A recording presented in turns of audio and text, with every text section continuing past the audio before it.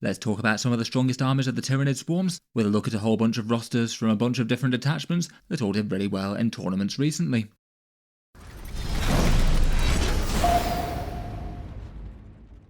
Hello and welcome back to Auspex Tactics, where today we're talking Tyranids, and in this video I thought we'd take a look over some of the strongest armies that the bugs can bring to the board right now, with a quick look over a whole variety of different army lists that have been played by good players out there, and the units and choices that they've chosen to put on the board when seeking victory.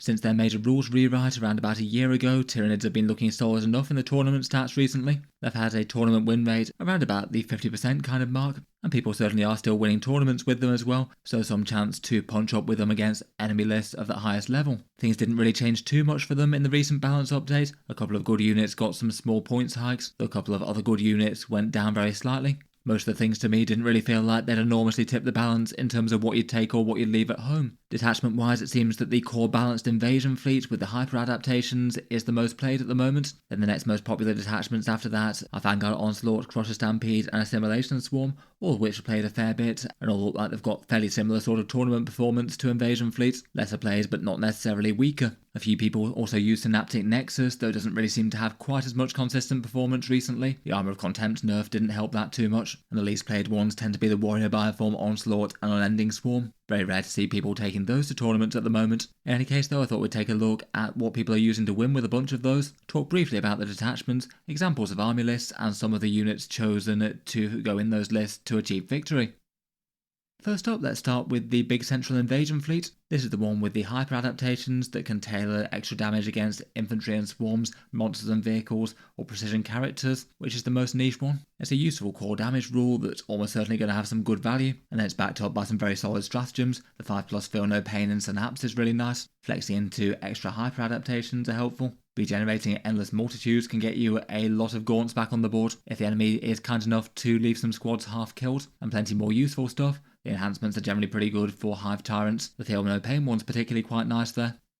For a first example of those, there's this list by Caio Orellana, who used an invasion fleet list to place first at a tournament called Nurgle 6, going 5 games undefeated in a 40-player grand tournament. The list is headed up by a Hive Tyrant with a Bone Sword and Scything Talons, so fully melee slanted there. That one's taking adaptive biology for the Feel No Pain, and that can hand out those very good stratagems in both player turns to enemies nearby, plus give some lethal hits to the Exocrines if needed. The Neurotyrant can help out with Battle Shock, Synapse and Shadow in the Warp type things, and those two big leader beasts are joined by a battery of big guns, 2 Exocrines with their nice general purpose fire support that's good against elite infantry, and then 2 scary Tyrannofexes with rupture cannons to crack enemy tanks and monsters. Then probably one of the most interesting things about this one is the Hormagaunt Horde that's on the table. 3 units of 20 Hormagaunts, so enough to gum up the mid-board really well. Lots of OC2 bodies there that will be able to flip objectives and move very fast to get there. And I feel like with 20 model blobs, there's a good chance you could have some pretty significant points returned by the stratagem. There's also some Gargoyles with a move, shoot, move, and the Termagants with their reactive move as well.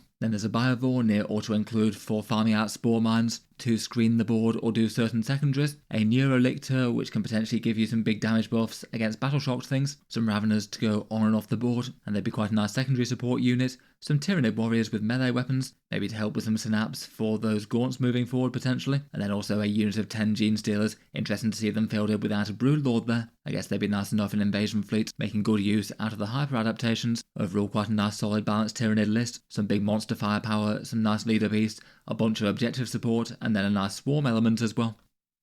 For units, let's focus on the monstrous leaders first. The Hive Tyrant's 225 points, having dropped down 10, and either a Hive Tyrant or Winged Hive Tyrant is near an auto-include territory for Tyranids, mainly because of the discounted stratagems with the Will of the Hive Mind, allowing you to potentially get up to 10 free stratagems over the course of the game. So you might often have Hive Tyrant hiding in the home field behind ruins, and then striding forwards to put their monstrous melee profile to work in the later turns. The on-foot one's rather nice, with things like Exocrines as well, giving you lethal hits and the assault keyword so they can move fast while shooting, and they can be quite good targets for enhancements as seen in the last one.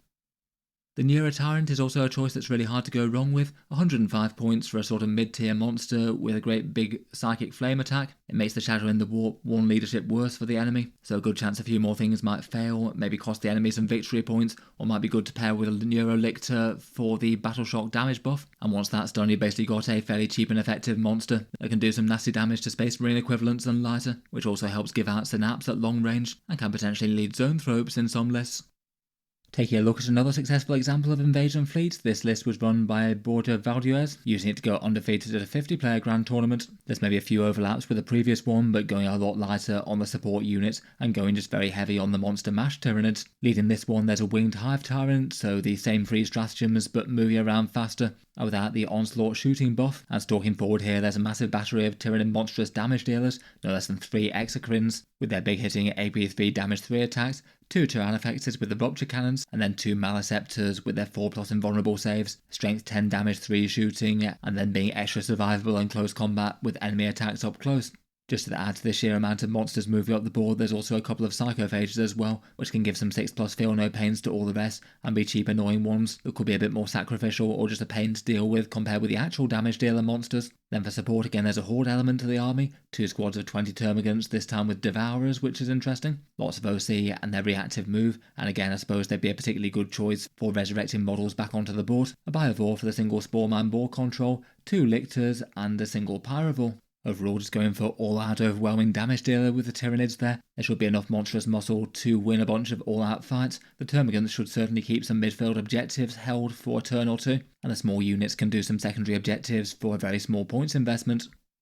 Focusing on the big gun battery bugs for this one, and the Exocrine is one of the single most played Tyranid units at the moment, still very much seeming to be borderline auto-include even after the very small points increase going up to 140. It's just got solid damage and defense for that points cost, 14 wounds at toughness 10 with a 3+ save on the defensive, and then d6 plus 3 shots with strength 9 and damage 3, being able to mark its target for reroll ones to hit for further shooting. Particularly with lethal hits from invasion fleets or a nearby Hive Tyrant, it'll punch up against tough stuff as well. But it's just very good against elite infantry, standard space marines and Terminator equivalents. Very easy to include 2 or 3 of them if you want to.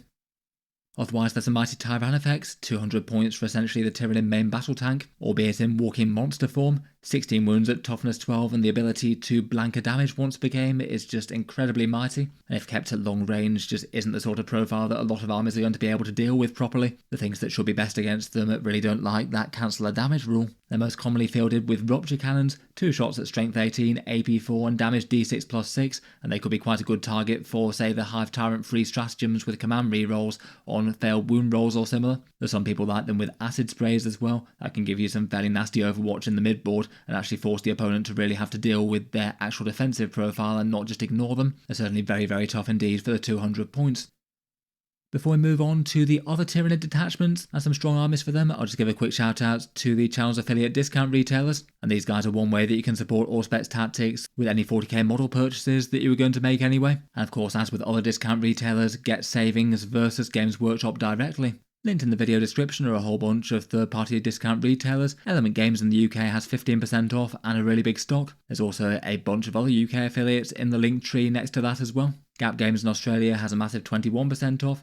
Friendless Workshop in Canada has 10, plus a generous loyalty scheme. Wargame Portal in the USA has 15% off, including on direct-only things, which is rather good and not all discount retailers do that. And then Tash and Geldeep, based in Germany and supplying a lot of EU countries as well, has between 16 and 20. Normally 16, but it can be a bit higher for new releases. I certainly recommend them all as trusted places to pick up model soldiers. Plenty of other good ones out there of course as well, though a big thank you to anyone buying after clicking the links in the video description, as it does help support the channel and keep me doing this as my full-time thing. Let's move on to other Tyranid detachments though, and next up we've got one for the Synaptic Nexus, as mentioned a slightly lesser played one compared with previously, though I still say it's certainly got some interest. The core rule for this one is the Synaptic Imperative, buffing units next to synapse things, getting you a 5+ invulnerable save one turn, +1 to advance and charge, and a +1 to hit in melee that you can flex with a stratagem. Then a few other stratagem support things. Battle shocks can cause mortal wound damage. There was an AP by 1 Armour of Contempt equivalent, which can be nice enough on Norn Emissaries, but did get worse in the balance update, now that only applies to 1 unit at a time. And there's that aura of re-rolling ones to hit and wound all against 1 marked target, which can be quite nice for batteries of gun bugs or zone thropes and things. A few of the enhancements are quite fun as well, such as the Neurotyrant shooting buff, or delaying arriving enemies on reserve if you get lucky.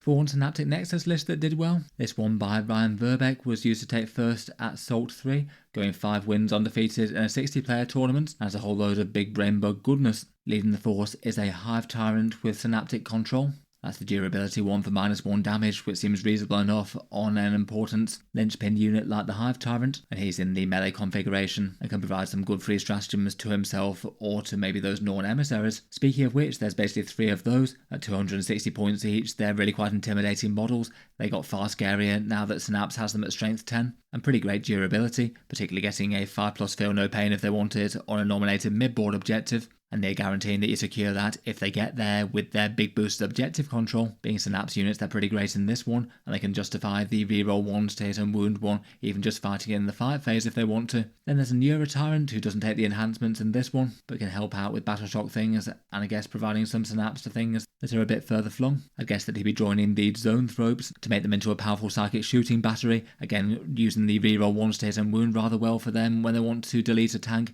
and he can give them big guns never tire. So it basically means that the opponent can't just tag them in melee to stop their shooting outright. Otherwise, in support, there's a unit of fast-moving 10 Hormagaunts for some quick objective control. A 22 Neurogaunt unit, I guess, might be used to screen the backfield with a bunch of board control. They'll be able to broadcast Synapse through them as well, so it means that no unit should be out of that, I guess. A Biovore for the usual board control things. A Lictor and Neurolictor for the handy lone operative support. The Neurolictor could be quite good for battle shock fails, and handing out his big damage buff against those. Then there's a Auspex for some scary close combat muscle, and interestingly enough, a couple of Psychophages. I don't know if they're there to give the Norn Emissaries some 6+ feel no pain if they happen to take the damage one, or if they're not on their objective. Kind of interesting to see them in this one. Certainly looks pretty intimidating with those 3 enormous monsters on the front lines though that can be very hard to kill. Definitely going to be a scary prospect to walk up to the mid-board objectives with them around.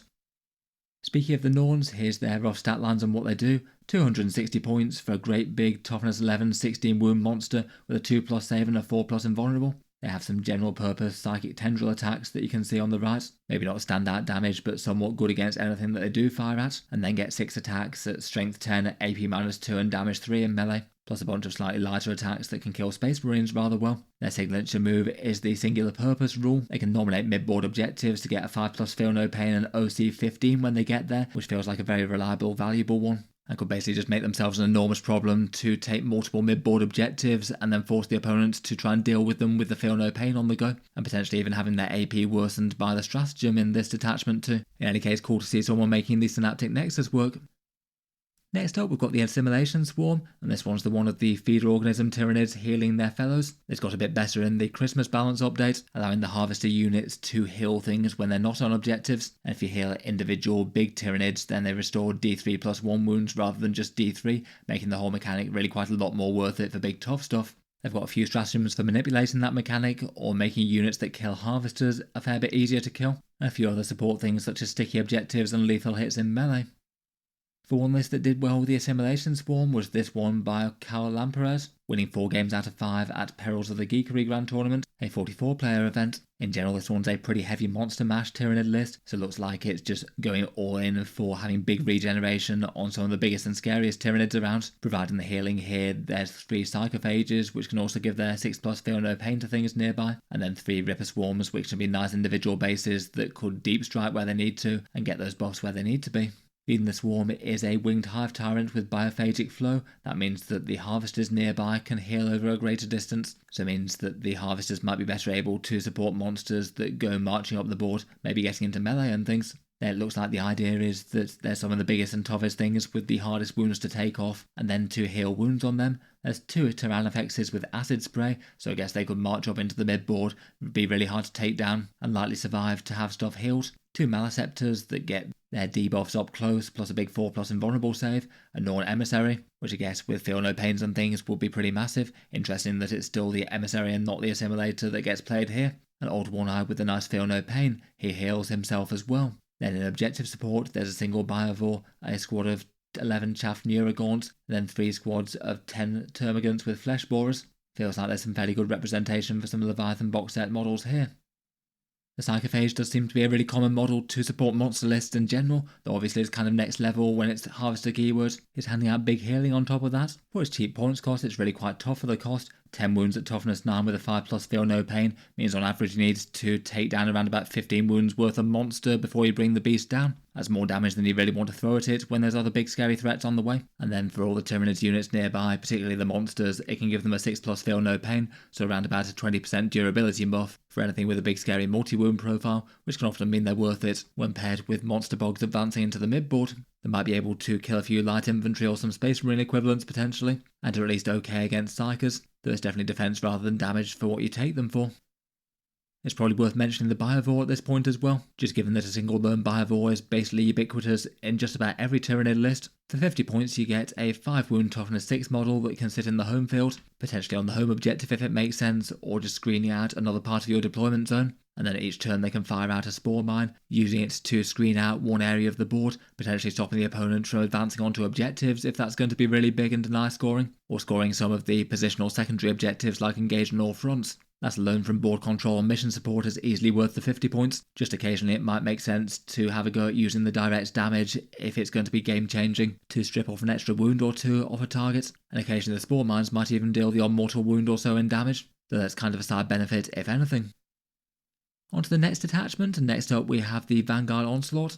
This one's the one that buffs the Vanguard Invader keyword units, so things like Lictors and the various Burrowers and the winged things, they get really fast with advance and charge, and everything else can also fall back and charge as well. The stratagem is generally really quite powerful applied to the Invader datasheets. They can get precision melee, you can return to reserves with 2 of them, which is rather big, can be quite nice on the lone operatives. There's a +1 to hit with a potential for a +1 to wound. Arriving from reserves early, can't be shot from greater than 18 inches away or 6 for a lone operative, and reactive move 6 inches which can apply to 2 invaders, though that is a big 2 CP. Some of the enhancements are pretty helpful as well, such as the reserve disruption one.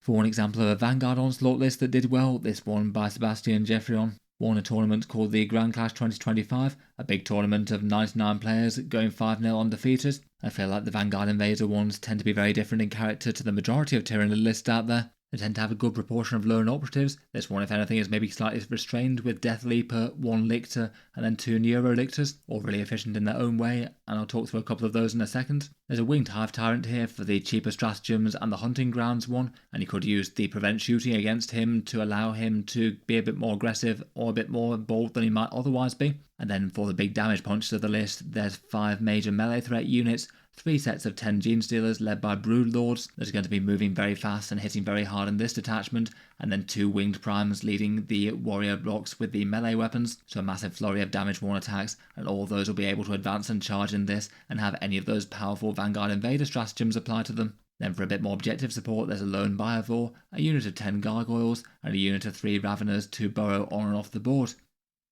Those Genestealers with the Broodlords look rather monstrously scary. They can scout forward a big 8 inches and then rend the foes to death with a casual 40 attacks at strength 5, AP 2 and damage 1 after the Synapse buff, rerolling ones to hit and wound if the enemy's on an objective marker, and even getting devastating wounds as well due to the Broodlord. They're not really that tough to take out and return, but they'll certainly be in a position to ruin anything sort of Space Marine size and have enough attacks to stack damage on even tougher stuff too. The Broodlord can help round them out against tougher things too, with a bunch of twin-linked attacks at damage 2 with their devastating wounds as well. They make the Genestealers a bit harder to kill in combat as well with their hypnotic gaze. They potentially could be making first turn charges fairly easily, with around a 27-inch average threat range or so turn 1 if they scout. Otherwise, as mentioned, all 3 of the Tyrannid Lictor varieties are really quite strong. 60 points for the regular Lictor, which is very cheap for a lone operative. Good melee damage comparatively to them, with a bunch of strength 7 attacks hitting on 2s with precision. And then perhaps the most fun bit, free rapid ingress that they get, so likely turning up within the enemy turn just outside of 12 inches, and then being able to leap on whatever on the flanks of the enemy, getting the first hit in, and then can be hard to kill for melee units at least, as they'll fight first. Death Leaper's also very solid as well, having a bit more durability, and the sort of battle shot manipulation that he has can be nice to have him scrapping over the mid-board. Neurolictors went down to 80 points in the last balance update, and they don't really have quite the same sort of melee threat versus the other Lictors. They are hard to kill with the 4+ invulnerable, and they get their fun battle shock shenanigans and damage buffs. They could potentially be hiding out of line of sight near a mid-board objective, and if the opponent moves up to try and contest or score it, they can throw their neural disruption at them, potentially stopping them having objective control and allowing you to hold the point. And they can pair quite well with Neurotyrants as well for the big turn of Shadow in the Warp. Hopefully a lot of things fail Battle Shock, and then they can be a powerful +1 to wound damage boost against Tyranids that have failed Battle Shock within their range. Between all that, certainly easy enough to justify a lone operative or 2 in most Tyranid lists. I'd certainly be tempted by the Lictors and Neurolictors myself. They're extra nasty in Vanguard Onslaught as well, with the ability to stop shooting out to 6 inches. Finally though, for the last list, we've got a Crusher Stampede one. This was originally not really all that great when the codex dropped, though after a few buffs people have found some alright success with it. This is the one where monsters get damage buffs when they've been injured, +1 to hit below starting strength and +1 to wound below half health. They added the effect that they also get some OC while they're undamaged as well. So it means at least you get a buff to the monsters no matter whether they're damaged or not. Beyond that, there's just a lot of other good support for the monster datasheets, which are some of the biggest and scariest ones Tyranids have. They can reroll hits in melee, automatic deadly demise, the nice one for smashing through terrain pieces, which means they might not get screened quite so easily, and a fun sort of Tyranid tank shock one. The enhancements aren't really particularly strong though, unfortunately. Here's one example of a successful Crusher Stampede list. This one by Samuel Pope was used to take first at the Ides of March 2025 Grand Tournament, going 5-0 in a 62-player Grand Tournament. This one was just prior to the last Tyranid update, where some of the monster costs shifted around. Though after the discounts for the Hive Tyrant and the Neurotyrants in this list, it looks like you'd only have to find I think an extra 10 points or so you would have to swap something out slightly. You could drop a Tyrannofex down to a Maleceptor or a Neurolictor down to a regular Lictor, for example. This one goes very heavy on the big scary bugs though. A Hive Tyrant to hand out those free stratagems, an Onslaught for advance and shoot, and the lethal hits aura. I suspect that he'll be running with the battery of 3 Exocrines to make them just massively deadly. And also skulky around, there's 3 Tyrannofexes, 1 acid spray to make themselves a nuisance in the midboard, and then 2 with rupture cannons for the big hitting anti-tank. There's then a Auspex, which I think is extra nasty with the smash through walls thing, so you'll be able to get it into its target a lot more easily, and a Norn Emissary as well to fight for a midboard objective and force the opponent to deal with it. Then in support, there's a Neurotyrant, which could hand out some Synapse to all the monsters, and 2 Neurolictors, hopefully with a fair bunch of Battle Shock. They could be triggering the +1 to wound damage buff a fair bit, plus just having some nice disruption on the mid-board objectives with enemy OC. A normal Biovore for board control, and a unit of 10 Hormagaunts with their fast-moving OC. Overall, another really massive, chunky, scary, and very Nidzilla approach. Almost entirely monsters here, besides just 13 models. Certainly feels like you've got lots of options if you want to run monster-heavy Tyranids at the moment. Invasion Fleet and Assimilation Swarm both do rather well too. That just about wraps it up for this one though. Let me know what you make of the Tyranid army list and all the big scary bugs down in the comments below. It's been fun to take a look in at what the best players around are using to win victories for the swarms on the tabletop. As ever, let me know any insights about the list if you happen to have them. Look forward to hearing any other takes or unexpected things that I didn't know about down in the comments. As mentioned, if you're looking to pick up any Warhammer 40k models in the future and wanted to help support the channel, the affiliate discount retailers are linked down in the video description with some big savings versus Games Workshop around the world. A massive thank you to anyone who's using those when they pick those up. It's very much appreciated.